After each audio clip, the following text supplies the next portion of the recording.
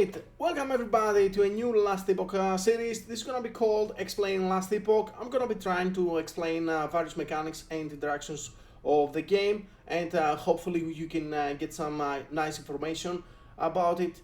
Now, for this first episode, we're gonna be talking about crafting and all of the crafting materials that we have, how they work, where do we use them. Let's start first of all with a few basics. First of all, we have the forge here. This is where we are doing most of our crafting in Last Epoch. The default key binding is F, and you can get your items into the forge and manipulate them. Now, the first thing we need to talk about is what types of items we can find and drop in the game. We have normal items. Those items don't have any affixes on them. We have magic items. Those can have up to 2 affixes only, 1 prefix and 1 suffix, or 2 prefixes and or 2 suffixes. Then we have rares. Rare items have 3 or 4 affixes, and then we have exalted items, and those have at least 1 tier 6 or tier 7 affix on them. Tier 6 and tier 7 affixes can only be found on items on the ground. You cannot craft them.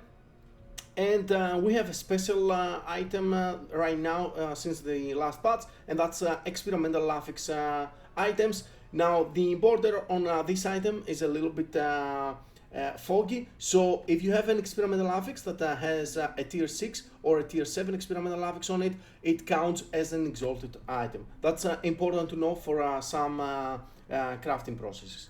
Now, what about crafting materials? We have glyphs here. We have 5 types of different glyphs that we can apply onto our items, and then we have 8 different types of runes that we can apply on our items. Except from the glyphs and runes, we also have, if you open here a few materials, we have our affix shards. Those shards are being used to add or increase our tiers on our affixes on our gear. And these you usually pick up from the ground, or you find them through soldering items. Now, let's start explaining what the crafting materials do and how do we use them. We're gonna put an item right here, right? We're gonna start with the easy ones. Glyph of Hope. Glyph of Hope is actually a very basic but very important crafting material. As you can see up here, we have a value of fortune potential. Now, fortune potential is what allows us to craft onto our items. When fortune potential hits 0, we can no longer manipulate or craft anything on our items except use a rune of shattering that destroys the item. Nothing else works. Now, Glyph of Hope has a 25% chance to preserve that fortune potential when we are doing a crafting process. That's very important. Fortune potential is limited on our items, and you would like, whenever you can, to preserve it so that you can keep crafting and improving your item. Important thing to note here that normal and magic items have, generally speaking, very low fortune potential. Rare items have a little bit of higher fortune potential, and exalted items are the ones that have quite a bit of fortune potential, and you can manipulate them longer. Now, Glyph of Hope here, when we increase the tier of any affix, as you can see here, it actually used some crafting potential, and it says here what the roll for the cost of each craft that you're trying to do is gonna be. Here we have a preservation, and we also got a critical hit. When you critically hit on a crafting stage, you can increase the tier of any of the random affixes that you have on the item. Tier 6 and tier 7 cannot be increased, and also tier 5 affixes cannot be increased in this process. As I said before, tier 6 and tier 7 affixes can only be found on items on the ground, and you cannot manipulate the tiers. Now, we hit the preservation here. Let's keep going with the Glyph of Hope here. That's what I want to see. This is the normal preservation. You don't use any forging potential and you get your tier up. Important to know that whenever you're using Glyph of Hope or even Glyph of Chaos for that matter, you use one crafting affix of that affix that you're trying to do. Alright, let's move forward into the Glyph of Chaos. Now, Glyph of Chaos also increases the tier by 1, but it also changes the affix that we have right here. As you can see, right now we have a tier 2 physical resistance, and when you do that, you get a tier 3 affix, and in this case, it became a dodge rating, right? You can still keep doing that, and you increase the affix every time. Now, this process also can critically hit. We didn't get that. That's a little bit rarer, and it can increase the affix of the same the tier of the affix that you're manipulating, or another affix on your item, right? Let's move forward into the Glyph of Order. Now, Glyph of Order is not something that I use very often, but it has a certain use. Excuse me, that's a wrong item. It has a certain use.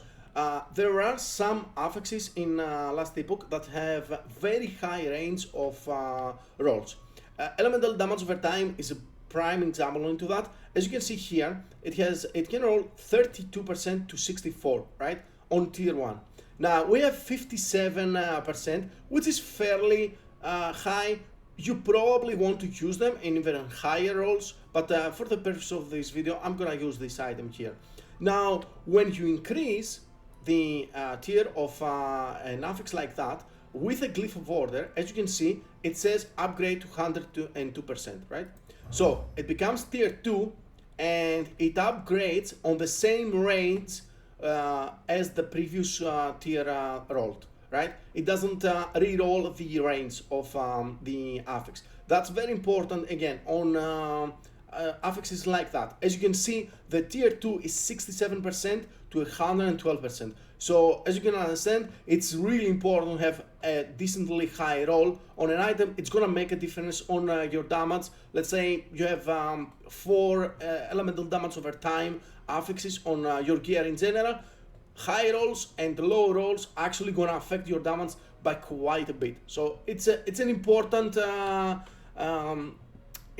crafting material. It's not used again as much, but especially early on that you don't have a lot of things and you're not going for perfect items, this might be very handy to get high rolls on some important affixes and increase your damage or your defense. Now, let's move forward. Glyph of Despair. Now, Glyph of Despair is a very important glyph. It allows us to have a sealed affix on our items. Now, as I said before, we can have up to 4 affixes on an item in Last Epoch. That's 2 prefixes and 2 suffixes, and you can see that the prefixes have a small bracket on the left side. That's how you know that they're prefixes, right? It's just a little bit easier to find them fast enough on an item. And with the Glyph of Despair, you can seal one affix, then it moves right here. You can no longer manipulate it once you do that, and you can craft another affix in place. Now, there is a little bit of science, but generally speaking, when you have an exalted item and you have 4 affixes in total, a tier 1 affix has 100% to seal, as you can see right here, right? Now, you can seal up to even tier 4 affixes, but each higher tier has much lower chance to seal. Tier 3 and tier 4 affix seals are very, very rare, and you generally don't go for them.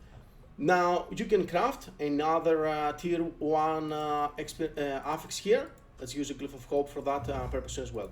Now, I want to talk a little bit about where Glyph of Despair is useful, because there are different ways of using that particular crafting material, and that's usually, first of all, there are some tier 1 affixes that they are very, very good on their form and they don't really gain a lot from tearing them up. So sealing them allows you to have that great bonus and also get extra prefix or suffix depending on what the sealed affix was on your items, right? So that increases the value of your item.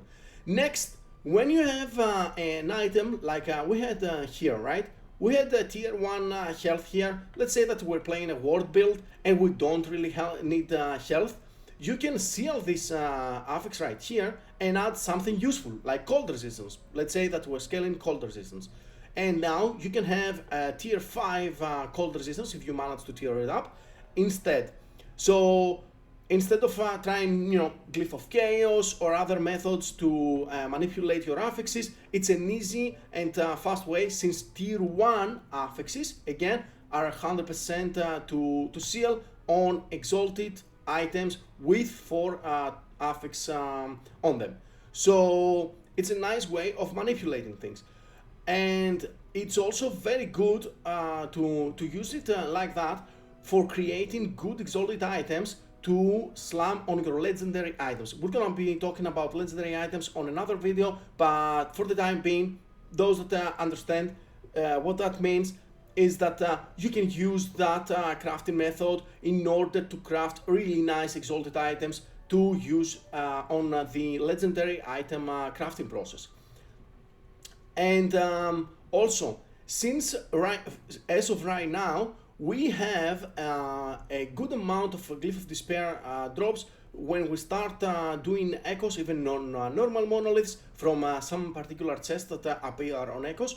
So that means that early on, when again you're not going for perfect gear, you can actually use your Glyph of Despairs early on, and even on the first few items, if you have a tier 1 affix that you don't like, just seal it, craft something good, and you're gonna get a nice item for your gear, for your early gearing process on your character, right? So it's very, very important to have that in mind.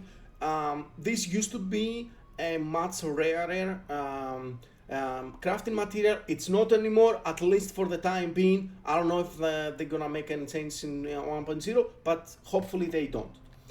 Alright, enough of the Glyph of Despair. Now we have a Glyph of Insight here. That's in particular for experimental affixes. I'm gonna do a separate video about experimental items in general, but we're gonna talk about 2 things that affect experimental affixes real quick. Now, when you have an experimental item, right? This is the affix here. Now, you can use a rune of research. We're gonna jump a little bit into the rune here for just a quick moment, and you can seal with 100% success rate. It doesn't matter what tier it is, even if it's tier 6 or tier 7, it doesn't matter. You can seal the experimental affix and put it down here, and then craft another prefix in its place. Right now, all the experimental affixes are prefixes. So that's a very nice process, as you can see here. Make sure you're using a Glyph of Hope again. Right now, it's sealed this affix, and we can craft anything that we want. Now, when you do this process, depending on the total tiers of the affixes on the experimental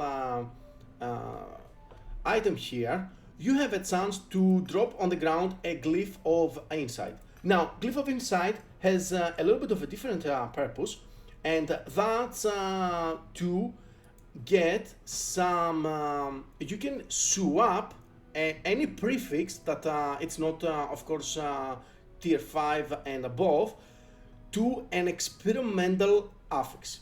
There is a little bit of science. We're not gonna talk about it. We're gonna talk about it in the experimental affix video, but as you can see here, we're using a Glyph of Insight. We have melee attack speed, that's a normal affix, and we turn it into an experimental affix.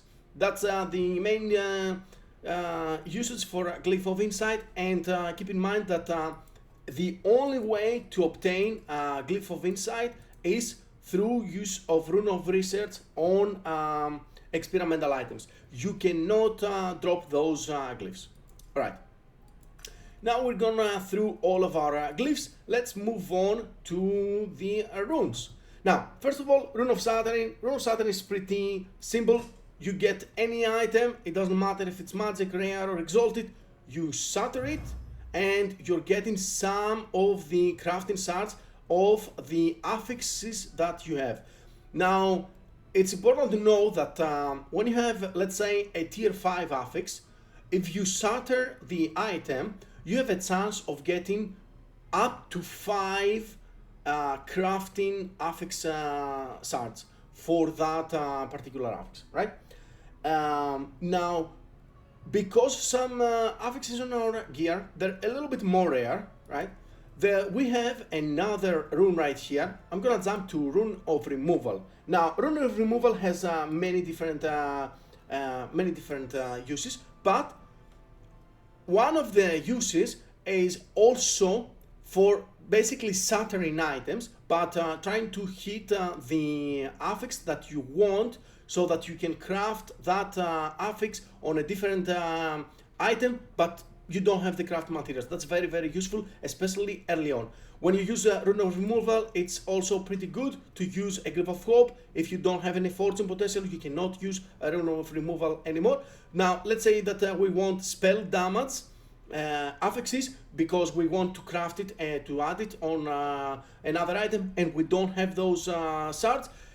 This is tier 3, so we can get up to 3 with a Rune of Saturn, right? But if we remove it from an item, as you can see, we're getting the full value of that tier, and that's guaranteed. It's always gonna happen like that, right? And of course, we can use Rune of Removal as, let's say, a little bit of a gamble on an item. We have tier 6 affix here that we like. We can use a Rune of Removal and make room to add another affix that we want. We remove the tier 6 as per usual, and that makes the item a little bit useless, but that's how it goes. It just removes one random affix. You can get some really high level of gear like that by manipulating some of those affixes, but it's not guaranteed, right? Rune of Refinement, that's a very useful rune. Unfortunately, I'm not very happy with the current state of Rune of Refinement because it's costing way too much fortune potential for what it does. What it does is very simple. It rerolls all the ranges of the item affix, right? So basically, as you can see here, we have 329, 102, and 131 stun chance and 72 chance to shock on hit. When you hit Rune of Refinement, again, make sure you're using Glyph of Hope. We used a little bit of fortune potential here, and as you can see, most of the numbers are changed. Now, there is a chance that you will not change the range. It can always roll the same, even on 4 affixes. It's rare, but it can happen, right? And what you're trying to do, of course, with Rune of Refinement is try to hit as high rolls on the affix ranges as possible to make your item much better to use. Now, again, this use a little bit too much fortune potential for my taste.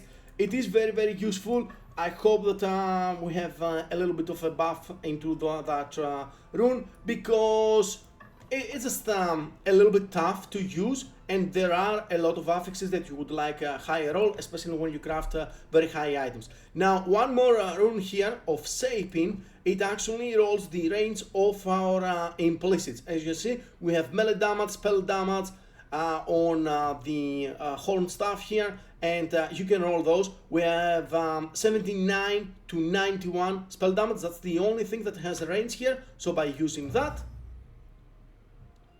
we got less spell damage. As you can see here, it actually tells you what the outcome is, basically. And now we got +4, we rolled 84. We can keep doing that, of course, until we get a perfect implicit or near perfect implicit. Right now, 89 spell damage, so we started with 80. We have +9 flat spell damage on our stuff here, right?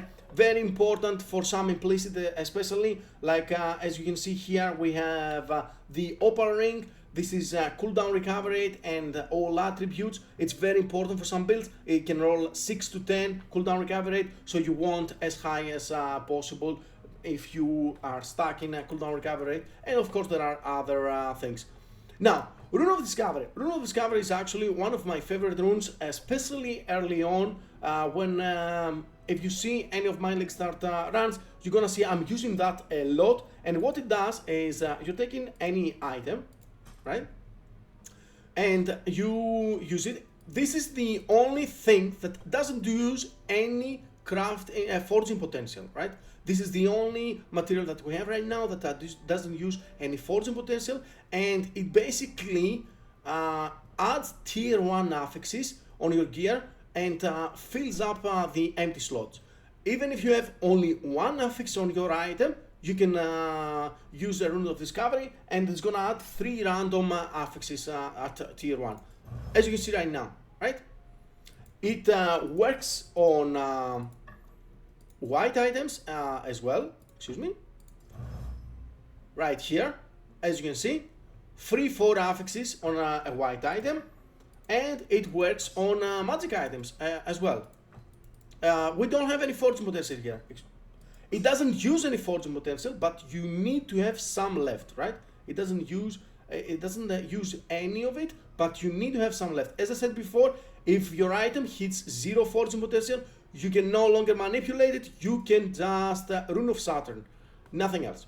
So Rune of Discovery, keep that in mind, especially with 1.0 League Start on the new cycle. It's gonna be extremely powerful. You can get some nice magic items early on with 1 or 2 good affixes that you can use, and you use a Rune of Discovery, you add 2 extra and you're trying to increase the tiers. It's a pretty simple crafting process, but it's actually very, very powerful, especially early on.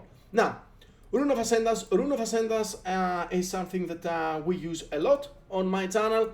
Now, Rune of Ascendance turns any item, it doesn't matter, into the same type as a set or unique item, right? So using a Rune of Ascendance on a ring, we're gonna get a set item ring or a unique ring.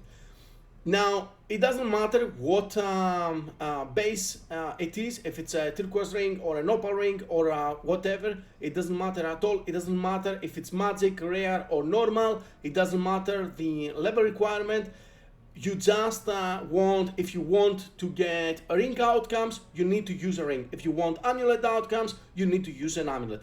Very, very, very simple, very powerful as well. We ascend it. It uses, of course, all forging potential. You need to have at least 1 forging potential on the item to work, and you're getting a unique item. You could get a set item, right? Let's use another one here, another hollow finger. And as you can understand, this is very, very powerful, especially early on. And to get some common uniques, this cannot give you boss drops. It can only give you random drops that they're random. They drop in the world and not from bosses. Boss drop uniques or set items for that matter cannot be rolled with the Rune of Ascendance. Very important to note. Now, you can get uniques with legendary potential as well, and Runes of Ascendance, generally speaking, follow the same rules when it comes to the unique drop rates and the LP effective level, the legendary potential effective level, right? Let's move on to the Rune of Creation. That's gonna be the last crafting material that we're gonna talk about. This is definitely the most rare crafting material that we have. And what it does, it duplicates an item. You need some forging potential once again, and when you do that, it will use all the forging potential on the item that you use it on, and it's gonna give you an exact copy of the item. It's gonna have the same rolls on the implicits and on the affixes, an exact copy, right? Now, why is that useful? Sometimes, especially on rings, that's why I'm using a ring. Let's say that we want tier 7 intelligence for a build because we're stacking intelligence. and you cannot find it, especially if you want it on a specific base, right? Opal ring with tier 7 intelligence is not something that you're gonna be dropping very, very often, and you want, you cannot find 2 of them, so you craft it as much as you can, and when you have a little bit fortune potential left, you use a rune of creation, and now you have 2 of them, and you can use both of them on your characters. Now that's one of the uses, one of the basic uses, let's say, of the rune of creation. But one very, very important usage on duplicating items is, once again, to use them on your legendary potential, legendary item crafting. Now, when you want to get a specific affix that's also rare, especially on tier 7, on some items, and you don't find a lot of tier 7 of that affix, you can use a rune of creation on that item. Or if you have a very, very good exalted item, sometimes double exalted items exist, you can drop exalted items with multiple exalted affixes on them. Those are pretty rare, especially a good combination of exalted affixes is extremely rare. So you can use a rune of creation and then use those items to try and remove those affixes into uniques with the legendary crafting. We're gonna be talking about legendary crafting in another video, but this is a very, very important usage of runes of creation. It's again one of the most rare crafting materials, so try to use it when you want, and this is what it looks like. You get the duplication, as you can see, fortune potential goes to 0, and you have 2 of the exact same item, right?